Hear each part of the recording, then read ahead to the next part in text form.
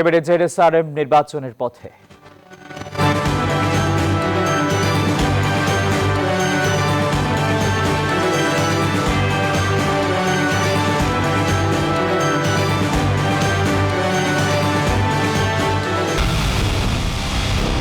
পুরো দেশের মুখে হাসি ফোটাতে নিজেকে হতে হয় স্ট্রং, আর মনোবল হতে হয় স্পার্ক জিরো। জেরুসালেম 25 বছরের পথ চলায় নিরাপদে রাখার প্রত্যয়ে।